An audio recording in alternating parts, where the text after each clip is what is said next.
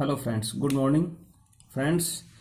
हम लोग अभी तक सीरीज के टॉपिक में AP and GP, okay, arithmetic progression and geometrical progression, इन दोनों के कॉन्सेप्ट का डिस्कशन कर चुके हैं। ये दोनों कंप्लीट हो चुके हैं इंडिविजुअली, ठीक। एक लास्ट प्रोग्रेशन बचा हुआ जिसका नाम है एचपी, जिसको हम लोग बोलते हैं हार्मोनिक प्रोग्रेशन। एचपी और जीपी में एक रिलेशन होता है, सॉरी जीपी नहीं, HP and AP, that means arithmetic progression.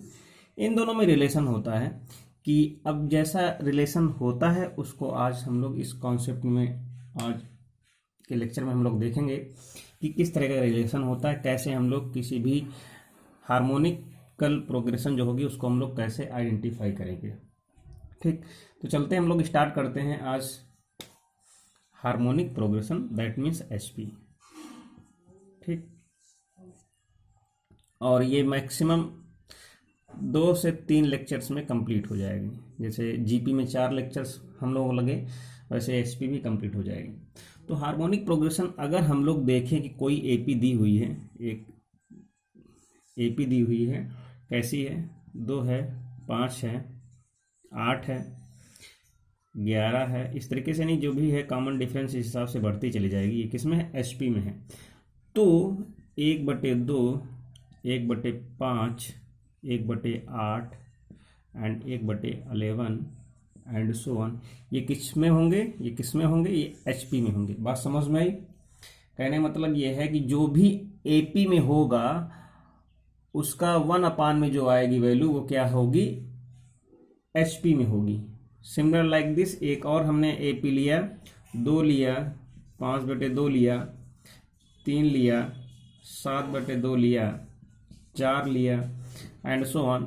ये किस में है, अगर ये एपी में है, ओके, तो 1/2, 2/5, 1/3 अपान में आ जाएगा,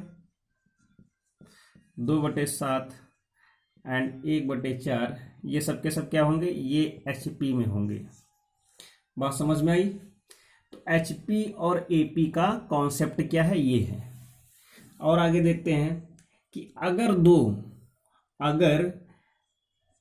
पद दिए, 2 पद वाली सीरीज दी हुई है, 2 है, 14 है, ये अगर एचपी में है, बात समझ में आई? ये अगर एचपी में है, अगर एचपी में दिया गया तो ऑब्वियसली 1/2 एंड 1/14 ये किस में होंगे, ये एपी में होंगे। बात समझ में आई?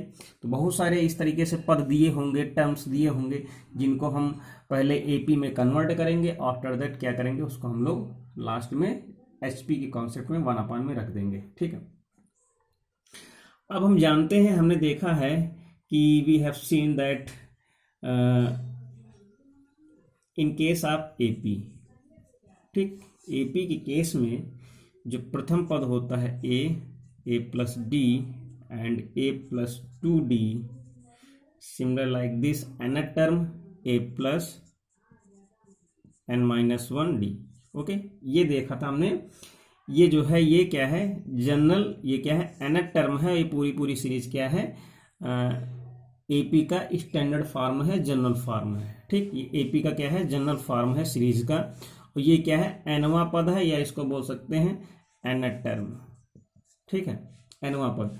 उसी तरीके से अगर ये दिया है तो यहां से एचपी को हम लोग किस तरीके से क्रिएट कर सकते हैं, 1/a, 1/a plus D, 1/a+2d and so on, जो nवां पद आएगा 1/a प्लस n-1d, ओके। ये जो nवां पद होगा किसका होगा, ये एचपी का होगा, जनरल फॉर्म। ये जो जनरल फॉर्म है ये क्या है, ये एचपी की है, ठीक है। आई होप कुछ चीजें समझ में आ रही होंगी, धीरे धीरे सारी चीजें जो है आसान होती जाएंगी। अब यहाँ पे जैसे कि हम लोग अगर कोई भी 2 नंबर लेते थे, अब जैसे सपोज दैट कि इसको अगर आप लोग एज्यूम कर लें कि अगर ए और बी कोई भी 2 संख्याएं दी हुई हैं, इनका हरात्मक माध्य, इनका हरात्मक माध्य क्या होगा, ये आप लोगों को फार्मूला याद होगा, 2ab upon a plus B. Okay, अब ये आ कहाँ से रहा है, तो ये कहाँ से आ रहा है, तो सबसे पहले क्या करेंगे, ये अगर ये HP में है तो 1 upon a and 1 upon b, ये किस में होंगे, ये AP में होंगे, दैट मीन्स अर्थमेटिक प्रोग्रेशन में होंगे। तो अगर ऐसा है तो इनका समांतर माध्य क्या होगा, समांतर माध्य क्या होगा, समांतर माध्य होता क्या है, अगर ये जो है कैपिटल A मान लें, इसको हम लोग कैपिटल B मान लें, तो समांतर माध्य क्या होगा, a प्लस बी बाई 2, तो कितना हो जाएगा 1 अपान a 1 अपान b अपान 2, तो क्या हो जाएगा a प्लस बी ऊपर नीचे 2ab।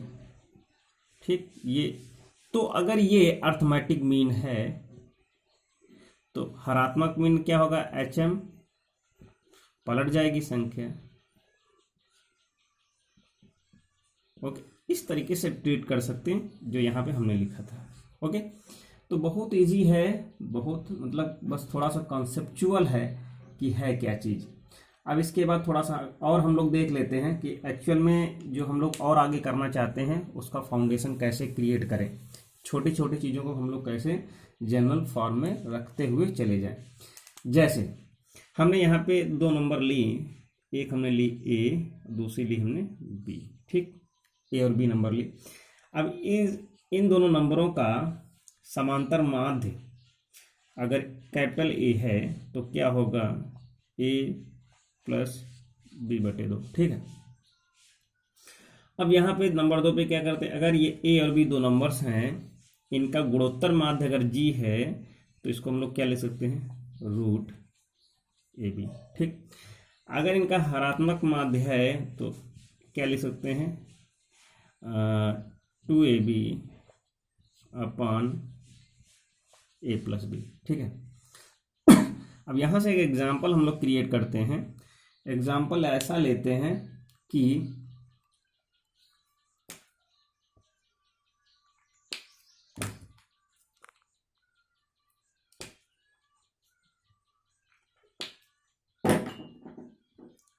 एग्जाम्पल ऐसा लेते हैं कि a is equal to 3 and b is equal to 27, कुछ भी ले लें, कोई संख्या ऐसी ले लें। ओके, तो हमने इस तरीके से लिया। अब यहाँ पे क्या है कि अगर 2 संख्याएं दी हुई हैं तो यहाँ से a की वैल्यू कैसे निकलेगी, यानी ये वाला, तो 27 3 20, 20 को 2 से भाग करेंगे तो 15 आ जाएगा। ठीक, और फिर उसके बाद g कैसे निकलेगा, 27 3 81, ये 9 आ जाएगा। h कैसे निकलेगा, 2ab यानी 27 3 81, 81 दूना 162, या ऐसे इसको रख दें तुरंत,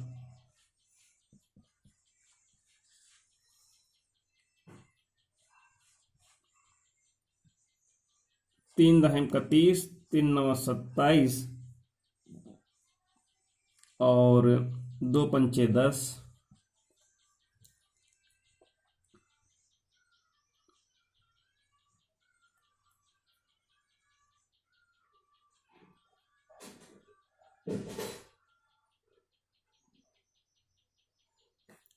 और नत्रुक 27 बटे 5। ठीक, इस तरीके से किया हम लोगों ने। तो इसको भाग कर लें, 5 25, 5 चौके 20। कहने मतलब है h की वैल्यू ये आई, तो सबसे बड़ी वैल्यू किसकी है, a, फिर ये, फिर ये। तो कहने मतलब आफ्टर ऑल हम लोग यहाँ पे ये कह सकते हैं जो अर्थमेटिक मीन होगा सबसे बड़ा होगा, फिर आएगा g, फिर आएगा h। ठीक, यहाँ पे इस चीज़ को देखना था कि अगर हरात्मक माध्य, गुणोत्तर माध्य, समांतर माध्य दिए हैं तो सबसे बड़ी वैल्यू किसकी होगी, इसकी होगी। ठीक है, तो और भी कोई भी नंबर ले सकते हैं, वहां से हम लोग कैलकुलेट कर सकते हैं। एक चीज़ और देख लेते हैं, एक नए कॉन्सेप्ट की हम लोग बढ़ते हैं। नया कॉन्सेप्ट क्या है कि अगर कोई भी दो नंबर दी हुई हैं, ठीक, क्या है, ए और बी कोई दो नंबर दी हुई हैं, और इस चीज़ से हम लोग परिचित हैं कि अर्थमेटिक मीन क्या होगा, a plus b by two, and G क्या होगा, root a b, and H क्या होगा, 2ab अपॉन ए प्लस बी। ठीक, ये होगा।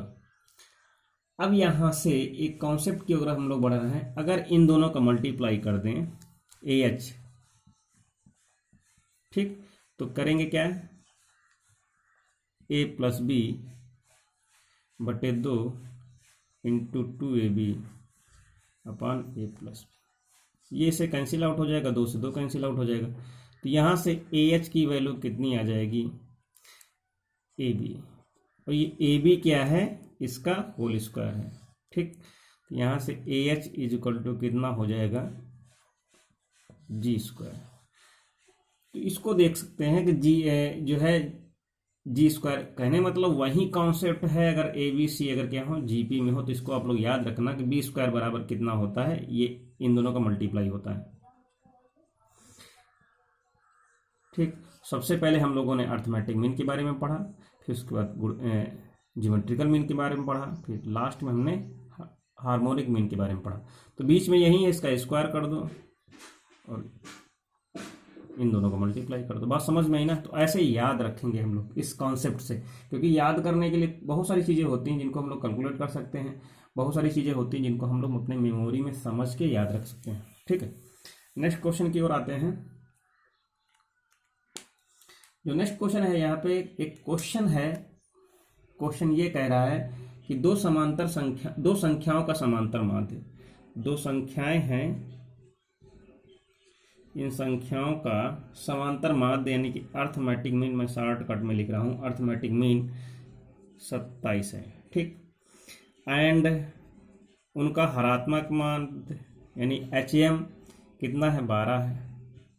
ठीक, तो संख्याओं का गुणोत्तर माध्य क्या होगा, तो गुणोत्तर माध्य पता है कि जी स्क्वायर बराबर कितना होता है, HA होता है। तो यहाँ से मल्टीप्लाई कर दो, 27 गुणित 12, 12 84। ऐसे भी कर सकते हैं, अगर मल्टीप्लाई नहीं आ रहा दिमाग में, ऐसे भी अगर करें तो 12 84 की 4 हासिल लगा 8, 12 दूना 24 और 24 8 32। तो ये पता ही है जी जो है वो किसका है, 18 का वर्गमूल है। ये 324 किसका है, 18 का वर्गमूल है। तो इस पर अगर लगाएंगे तो कितना हो जाएगा, यहाँ से जी बराबर है तो जी बराबर निकालेंगे तो रूट आ जाएगा। ठीक, बात समझ, कोई मतलब कॉम्प्लिकेटेड नहीं है, बहुत सिंपल क्वेश्चन था। नेक्स्ट क्वेश्चन की ओर हम लोग आगे बढ़ते हैं। नेक्स्ट क्वेश्चन में कह रहा है कि दो संख्याओं का समांतर, दो संख्याओं का हरात्मक माध्य दिया है।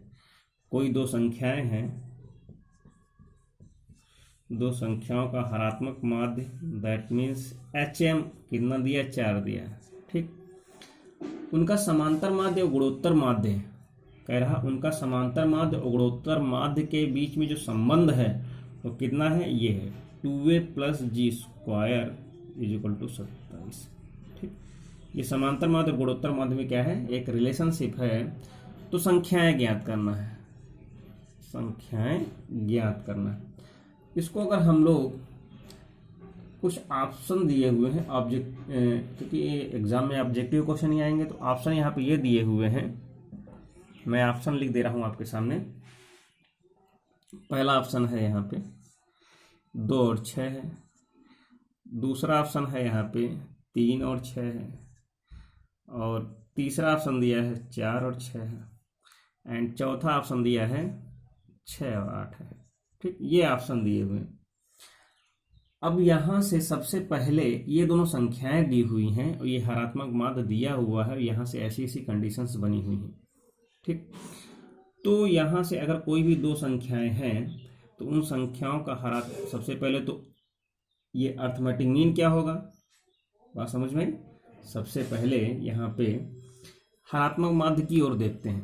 तो हरात्मक माध्य यहाँ पे कितना दिया है, 4 दिया है। अब यहाँ से देख लेते हैं, अगर ये 2 ए है ये बी है, तो यहाँ से देख लेते हैं। सबसे पहले ए ऑप्शन को हम लोग चेक करते हैं कि क्या 4 सही में आ रहा है। तो हरात्मक माध्य क्या होता है, 2ab का मतलब है 2, और ये कितना है 4, और अपान में a प्लस बी, 6 2 8। ओके, तो यहाँ से हो जाएगा 4 दूनी 8, ये से कटा, ये आया 2। तो कहने मतलब ये है, ये तो होना ही नहीं। सबसे पहले ये वाली कंडीशन फुलफिल होनी चाहिए ना, फिर उसके बाद हम लोग देखेंगे इस कंडीशन को फुलफिल करेंगे। अब यहाँ से देख लें बी वाले ऑप्शन से, तो यहाँ से क्या करेंगे, इन दोनों को मल्टीप्लाई करो तो 2 से, और ये 2 इंटू 3 इंटू 6, दोनों को जोड़ दो, 6 3 9, ये हो गया कितना 3 तरह का 9, और फिर ये 3 दूनी 6। तो यहाँ से तो 4 आ गया, यहाँ से 4 आ गया है, तो कहने मतलब इसकी पॉसिबिलिटी हो जा रही है। अब इस कंडीशन को हम लोग फुलफिल करा लें।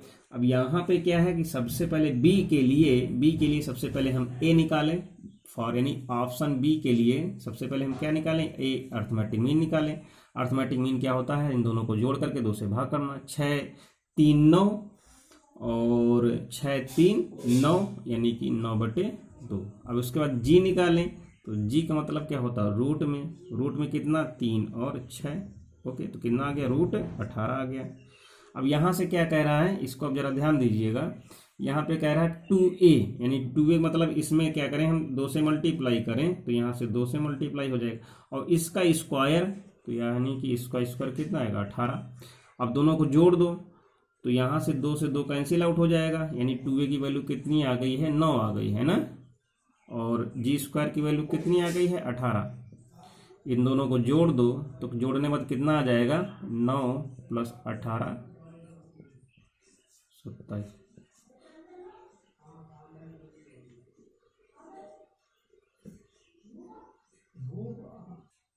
नेक्स्ट क्वेश्चन की ओर आते हैं। नेक्स्ट क्वेश्चन लिखा हुआ है, एक हरात्मक श्रेणी का 8वां पद। ओके, एक एचपी दी हुई है, इस एचपी का 8वां पद,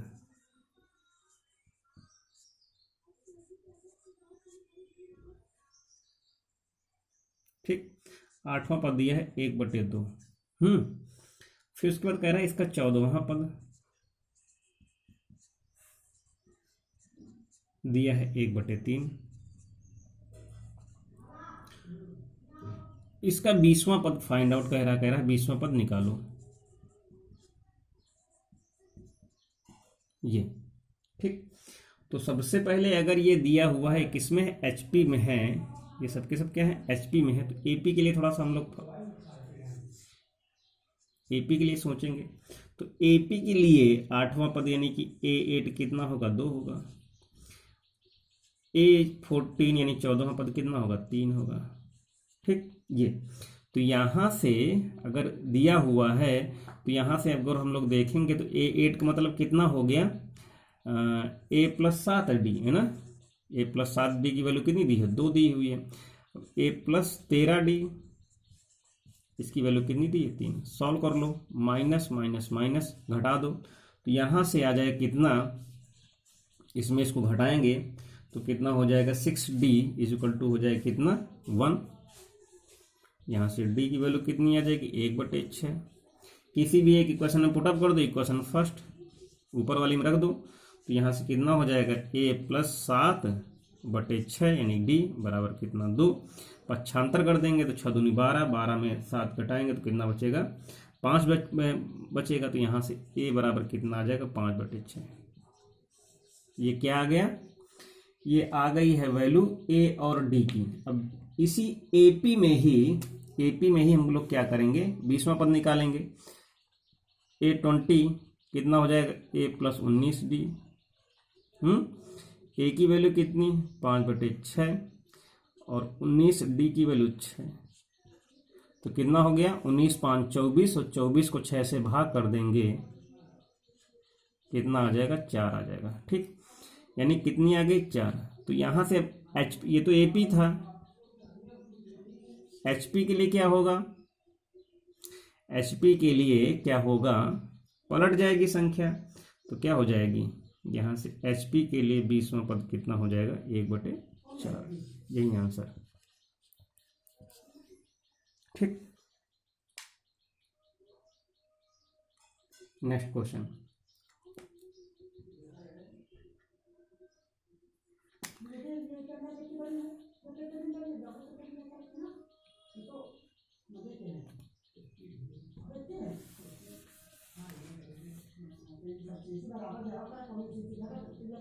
एक हरात्मक श्रेणी है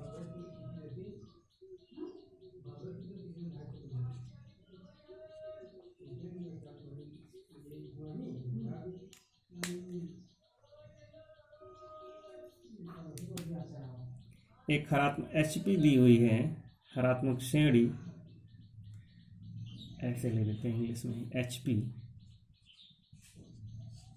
एक HP है, उस HP का mवां पद कितना दिया, n, ठीक, और nवां पद दिया m है, rवां पद निकालना है,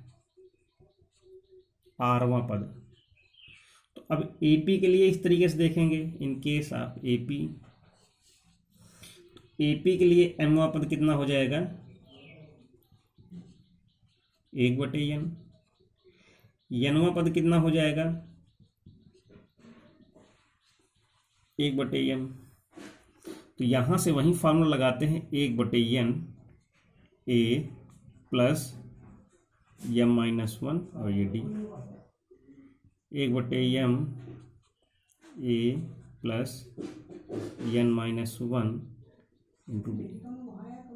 यहाँ से सॉल्व कर लेते हैं, तो यहाँ से d की जो वैल्यू होगी इतना तो पता ही है, 1/mn आएगा।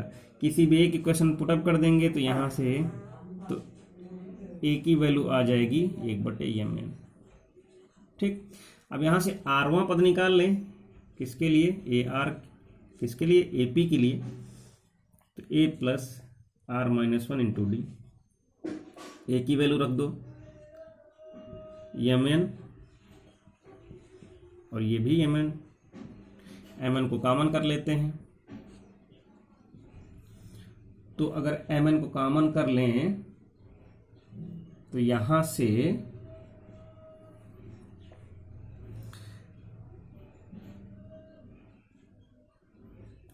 कितना आ जाएगा, 1 प्लस r-1, ये इससे कैंसिल आउट हो जाएगा। तो कहने मतलब है AP के लिए AR जो होगा r/mn आएगा। तो जस्ट लाइक दिस HP के लिए कितना होगा, बहुत सिंपल है, HP के लिए AR की जो वैल्यू होगी वो पलट जाएगी, mn/r, यही आंसर हो जाएगा, ठीक। ये है हरात्मक श्रेणी। नेक्स्ट क्वेश्चन की ओर आते हैं।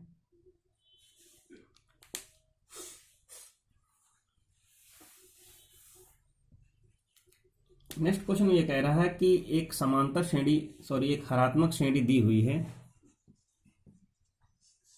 इस हरात्मक श्रेणी का पीवां पद Q है, ओके, एंड क्यूवां पद P है। अब इसका PQवां पद निकालना है, कितना आएगा, बहुत सिंपल है। तो सब कुछ प्रोसेस वही होगा जो अभी तक प्रोसेस होता रहा था। जैसा प्रोसेस हम लोग करते थे, सबसे पहले A निकाला, फिर D निकाला, फिर AP के रेस्पेक्ट में, फिर उसके बाद हम लोग क्या करते थे, उसी AP के रेस्पेक्ट में उसका rवां पद निकालते थे, फिर उसके बाद सॉल्व कर लेते थे, ठीक है। तो इस तरीके से हम लोग करने की कोशिश करेंगे। तो इसको आप लोग जो है, आप लोगों के लिए छोड़ दिया है, आप लोग करके देखना इसको।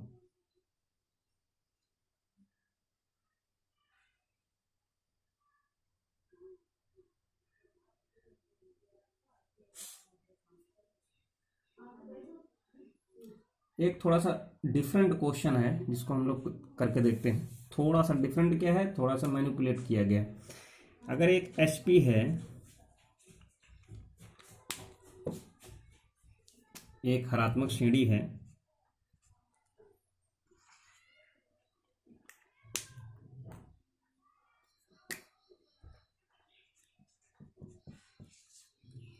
ये HP दी हुई है,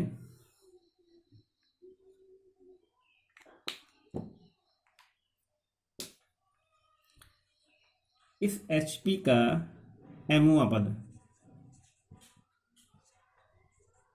ओके, mवां पद कितना दिया है, mr दिया है, mr, और nवां पद दिया है mr, mवां पद यहाँ पे nr है, ठीक है, nr, और nवां पद जो है वो mr है। अब ये कह रहा है इसका rवां पद ज्ञात करना है, यानी rth टर्म HP का ज्ञात करना है। सबसे पहले हम लोग AP में इसको कन्वर्ट कर लेंगे। AP के लिए जो nवां पद होगा क्या होगा, 1/nr होगा, ठीक, सॉरी mवां पद है ना, और ये जो nवां पद होगा वो 1/mr होगा। तो यहाँ से 1/nr इजक्वल टू आ जाएगा a plus m-1 into D, okay, और 1/mr कितना आ जाएगा, a plus n-1 into D, ठीक, ये इस तरीके से आएगा, ओके। इसको सॉल्व कर लेंगे, यहाँ से d की जो वैल्यू आएगी वो कितनी आ जाएगी, 1/mnr आ जाएगी। तो बिल्कुल वैसे ही a की वैल्यू भी आएगी 1/mnr, ठीक।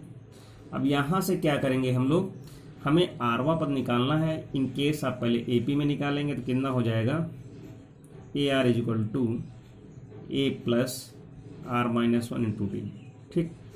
यहाँ पे वैल्यूज़ को हम लोग क्या है रखेंगे। अब जरा बात को ध्यान सुनना, ये दोनों कॉमन है तो d, यानी ये दोनों जब कॉमन हो जाएंगे तो बाहर आ जाएंगे, तो 1/mnr, अंदर कितना बचेगा, 1 प्लस r-1, ओके, ये कट जाएगा, r से r कट जाएगा, तो आंसर कितना आ जाएगा, 1/mn आएगा। ये किसके केस में आएगा, AP के केस में आएगा।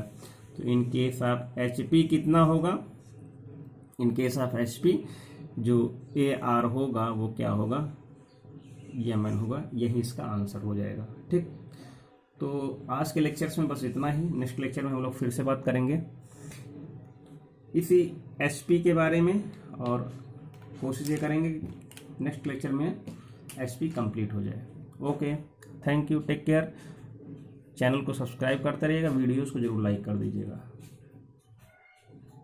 किसी भी क्वेश्चन में अगर कोई प्रॉब्लम होती तो आप लोग कमेंट बॉक्स में जरूर लिखिएगा। Okay, thank you.